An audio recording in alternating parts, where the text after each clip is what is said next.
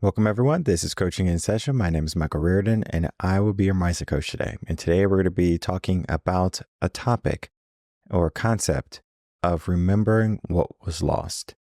If you are a U.S. citizen, and I guess you would have to be, somewhere in your late 20s at this point, mid 20s around there, to know what happened on 9/11.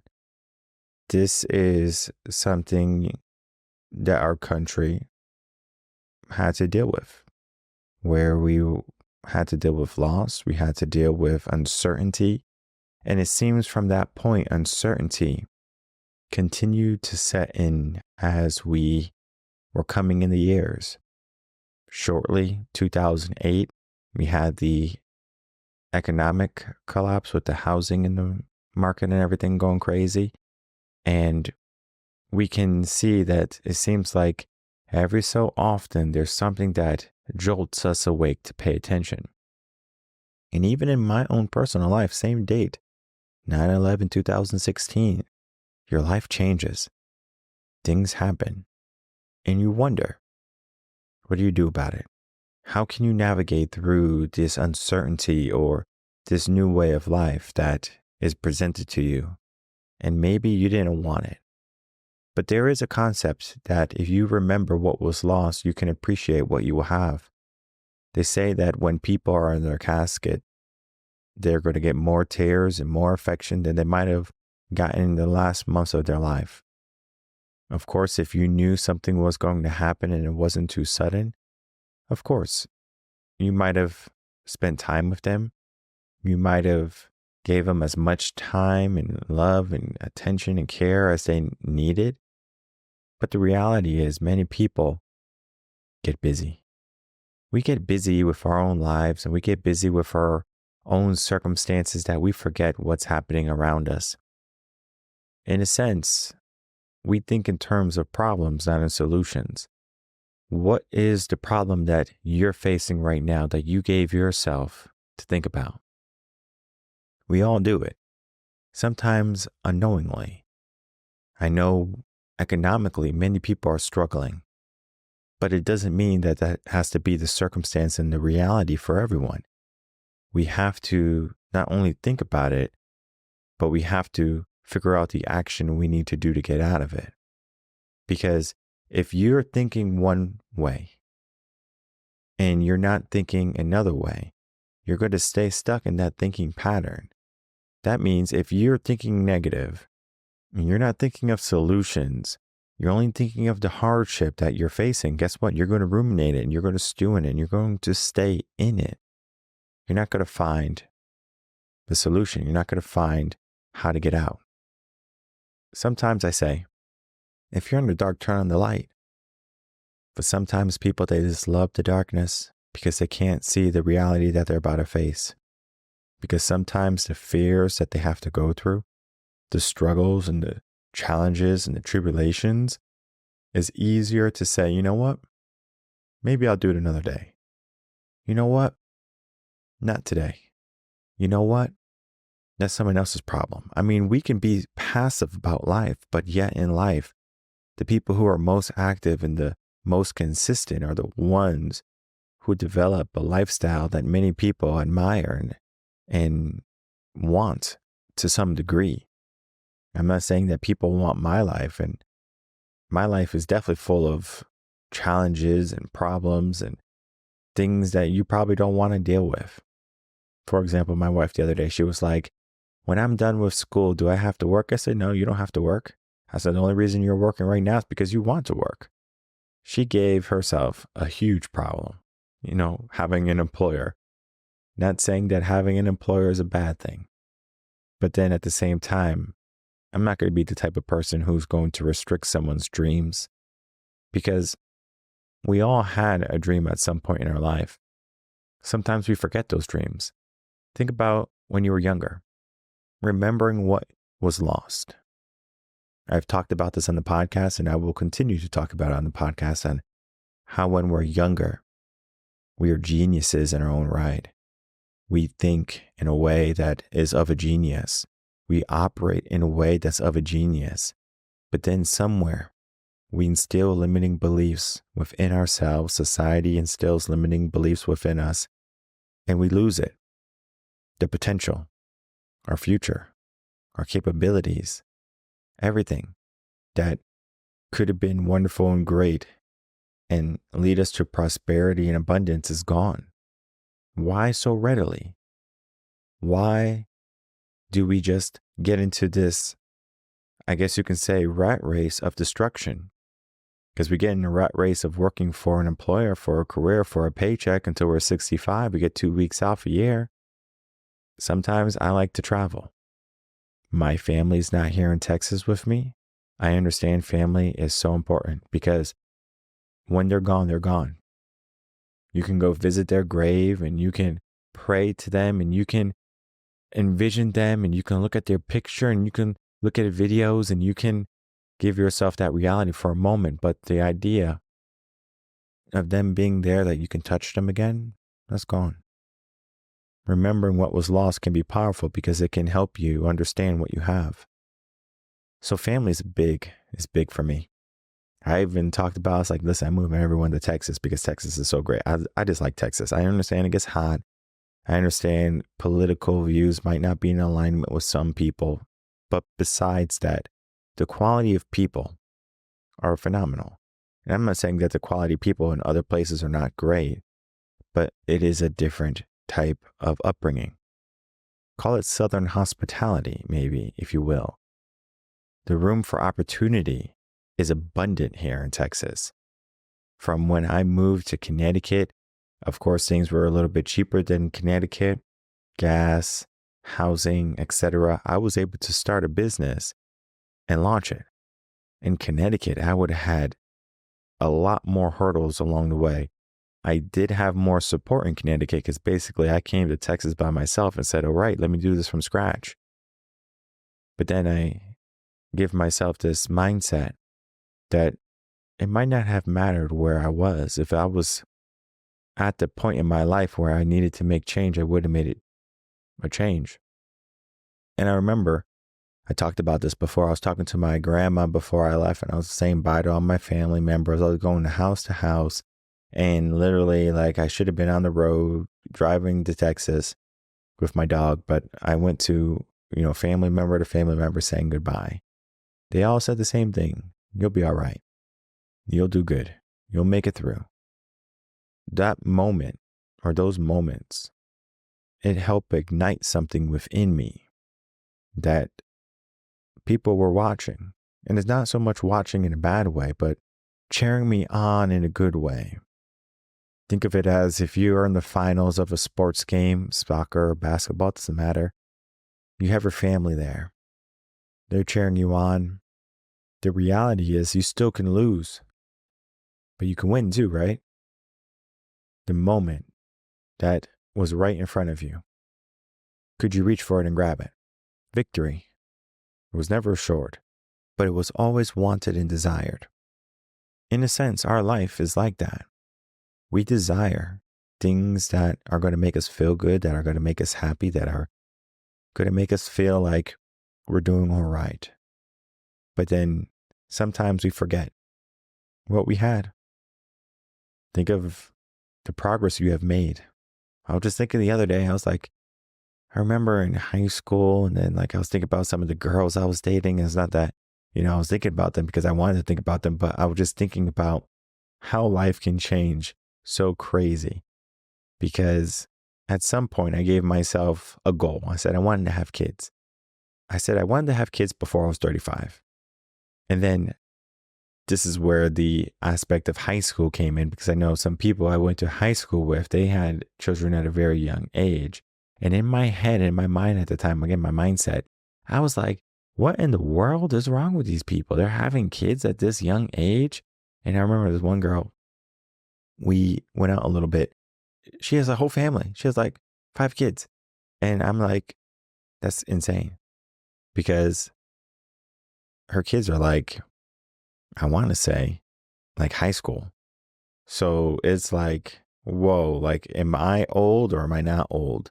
Because my kids now are kids, children below 5. And then I give myself this aspect of, if I had children at a young age, what would happen? Would things be different? Of course, things would be different, but would I have ended up where I am today? Would I be in Texas? Would I have a business? Would I be a coach? I know I would have been a teacher still, but would I have left teaching? Would I have done the things that I've done? Developed the mindset that I developed? There's no way to know. I can make assumptions. I can say, yeah, let me assume that I would do this. I would move accordingly to what my typical mindset is. But the mindset I had when I was a teenager is vastly different than my mindset that I have today. I grew up. Do we remember when we were growing up? Some people call it the golden years.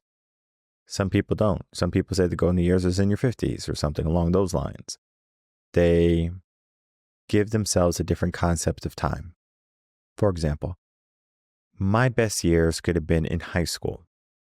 And maybe I was a superstar jock and I got all the girls and I won all the championships. And then now I'm working at Burger King for $15.75 an hour.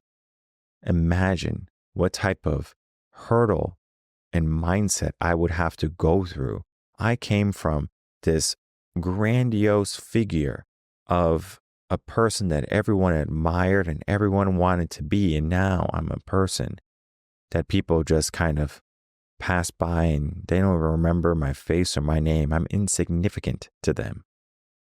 If you don't believe that, try to figure out the last time you went to a spot that you go for once a month. It could be ice cream. It could be fast food. Some people like to go fast food more than once. So I don't want you to use fast food if you go to it frequently. But you go to a spot, let's say once a month, every 3 months or something like that. For example, the family, we go get ice cream maybe every 2 months or something along those lines. I know it doesn't sound like a lot, but guess what? That's a lot of ice cream still, because ice cream is like 1,200 calories or something like that. And I'm like, Jesus, it's 1,200 calories. That's like half your calorie allotment for the day. And I'm like, I don't want to use half my calorie allotment for an ice cream. But guess what? Ice creams are good, right? Live in the moment, right? But if I did that and I knew I lived in the moment too frequently, I would say, remember that time when I was thin? Remember that time when I was, when I was in shape and I looked good and I can run and I can lift stuff, and now I can barely do that. Everything hurts. In a sense, the person who gave me my ice cream, they're not at fault. But at the same time, they're typically high school kids and stuff like that. I don't remember their faces or their names. It is not that I'm being mean or I'm not being nice or I'm not living in the moment. But it's because it doesn't happen so frequently. Greatness sometimes doesn't happen frequently for individuals. Sometimes failure can be prevalent every single day. And if you fail again and again and again and again and again, you might get a taste for failure. You might get used to it. But then at the same time, how can you find the mindset to drive toward that success? To instill yourself with this idea and this concept that you can win, that you can control your destiny. Some people think it's so far off. I can't tell you how many clients that come to me and they say they're going through a problem. And it could be any type of problem. It could be a problem with their relationship, a problem with their career. It could be any type of issue. One of the things that we look at is how long they have been in this position. When was the last time they were happy with their career, their relationship? They don't look at that. They think about how bad things have been. And then we can even look at the discrepancy in how many years you wait to have something good. Remembering what was lost, the good stuff in your life, it doesn't have to be when things go bad. We can be reminded at the most pivotal times in our life where we can say, you know what? I'm going to remember this for a moment because I know it's going to help drive me forward and towards something better. This can happen when you figured out like, okay, I want to go to college, I want to go to school, I want to be a doctor, for example. And you put in all of this work and all of this effort to be a doctor. It's not an easy task. And at some point, you become a doctor. You are super excited, right? You're ecstatic. You feel accomplished that you did something. And then you begin working. And while you work, you realize something, that the challenge for you to get to where you are today is forgotten. We don't necessarily remember the steps that got us to the heights that we're at. Every step is forgotten in a sense because we're worried about the next step. I remember I was hiking, this is 2018, I believe, maybe 2019, where I went to California with a good friend. And he had hiked the Appalachian trails, and he was a strong hiker, good hiker. And he was supposed to do the whole Appalachian Trail, but he had hurt his ankle, so he wasn't able to continue. And rightfully so. You don't want to push yourself and then hurt yourself long term, right? You don't want to be walking around with a limp your whole entire life. If something is broken, something's not working, let's stop and let's focus. I had to learn the hard way. When something was broken or something wasn't, fully 100% operational, I'm like, I don't care. I'm still going to run a marathon. I'm still going to do this. And literally, like, my hamstring is like falling apart. So there's different folks, right? Some people are going to push through the pain and get hurt. Maybe they make it through. There's certain people who understand, like, okay, this is my limit right now. It doesn't mean that this is my cap. It doesn't mean that I can't change it. But today I'm going to rest. I'm going to heal. Going back to the story now, this was a man who was a well-versed hiker, in good shape. I was in good shape too at the time. And I mean, I'm still in good shape, but like, I give myself different levels of fitness. For example, fighters, they give themselves fighting fitness and then they give themselves a general fitness. And unless I'm doing something big, I'm in that general fitness where I can do everything I love and I can live my life accordingly to, my standards. I don't have to be so rigid and so rudimented. I'm not trying to be this grandiose bodybuilder or anything like that. So my level of fitness is going to be what I deem appropriate. Can I do the things that I need to do?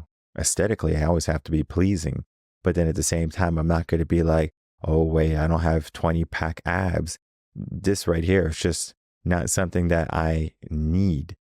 Okay. I'm sure my wife would be like, why do you have to, get 20-pack abs and why can't you eat ice cream with the family? Like, that would be a conversation, I'm sure. But at the same time, I'm sure she would understand. But then we go back again to the story because I keep diverging away from the story. Like, I don't want to tell it. We are hiking. And I remember when he picked me up from the bus stop, because that's the way it works in LA or something. So you go on the airplane and then you land and you take the bus to where you got to go because it's kind of far away. So either way, I am there and I get off and I have, a nice physique. And he's like, whoa, like, you look great. And so we go hiking and I'm like, this hike is easy. So we're hiking and I'm making it all the way up to the top. And we get up to the second to the last summit.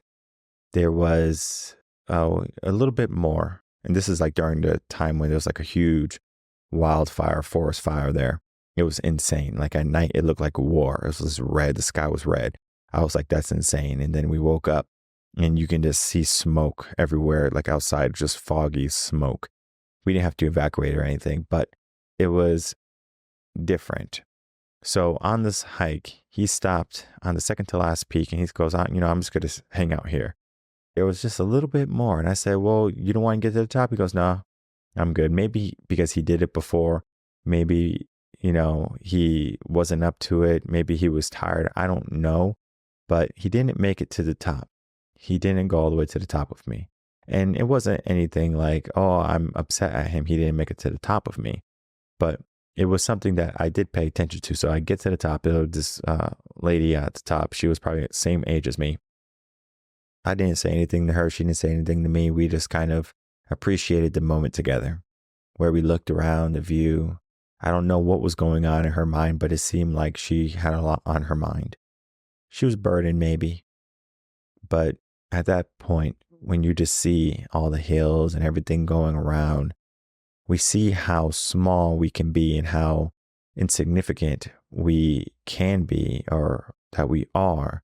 But then we can also see how far we have come from looking at where our cars were. If you can see that far, that was a long distance. And this hike was probably almost 2 hours up to the top.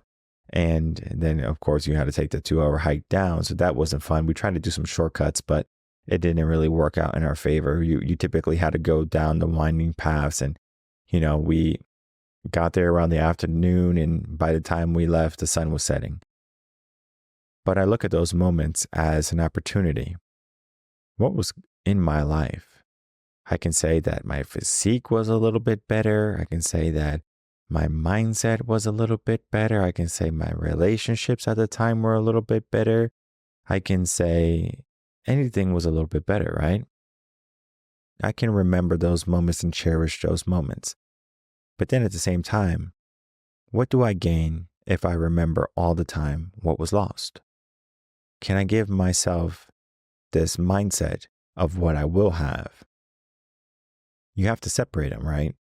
You just can't say, okay, I'm remembering what I lost so I can focus on what I have all the time. We use those moments, the moments of uncertainty, of insecurity, of trauma, and we can elevate from them. But then at the same time, are we learning from them? Some people, they learn quite quickly. Some people, they don't. Some people, they just kind of repeat the same type of lifestyle and they just say, this is my circumstance.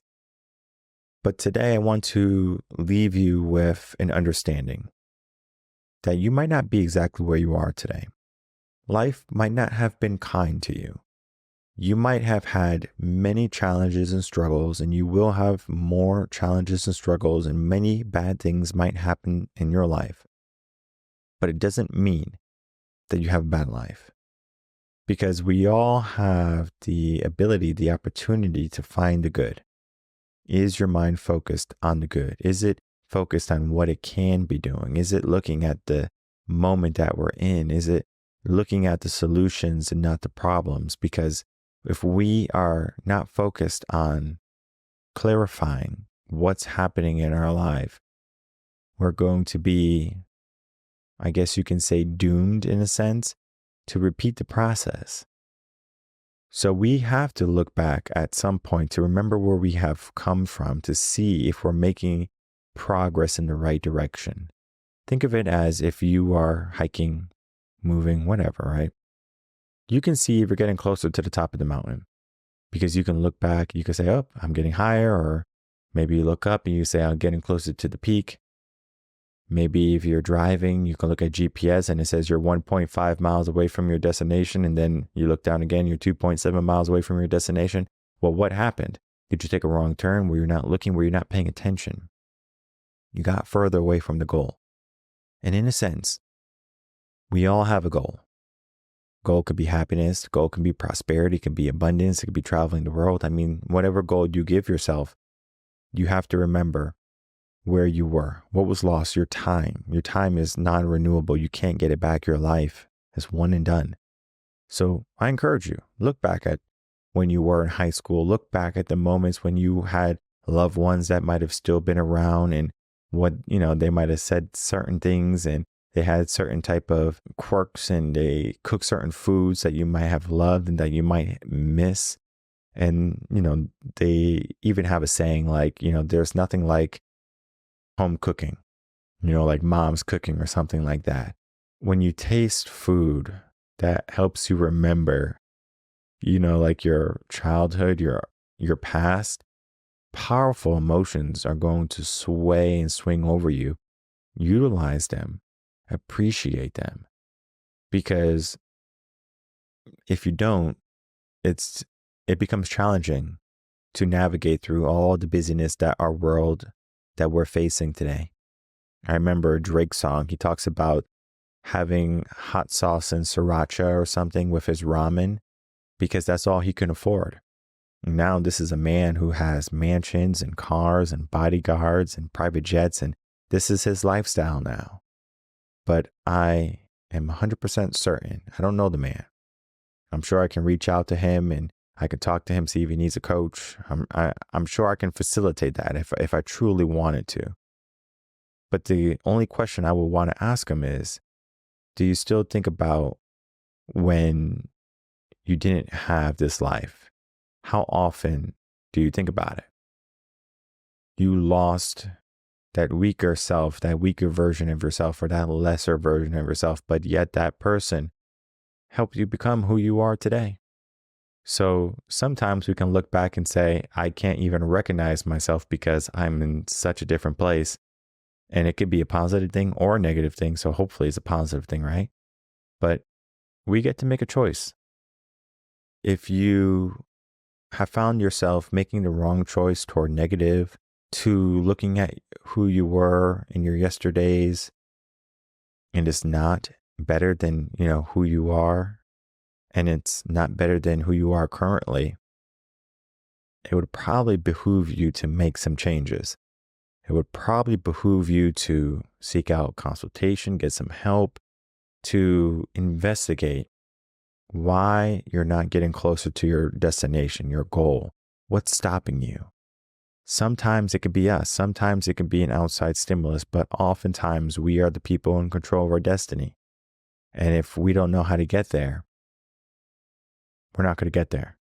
Or if we do get there, it might be by luck, or it might be after so many years of trying and kind of just moving haphazardly, we stumbled across where we're supposed to be. It doesn't have to be that. Look back at who you were once more. Maybe you can look at the good moments and maybe you can look at the bad moments, and you can compare and contrast, and you can say if you are in a better place now than you were the time before. And regardless of your answer, understand that your current situation can always be better than what you thought about. So that means there's room for potential, there's room for growth, and you just have to be a person that's willing and ready to get it. We help individuals with mindset, with all aspects of coaching in personal and professional development, because the dreams that we have might be forgotten, might be swept under the rug, but in order to be realized, we have to take action. So the action that you take is going to be dependent on you. My name is Michael Rearden. I'm a mindset coach. If you have any questions, email me coachinginsession@gmail.com, and I'll be more than happy to help anyone who is looking to elevate themselves from who they were to become the person that they envision for themselves. Until the next episode of Coaching in Session, everyone, take care.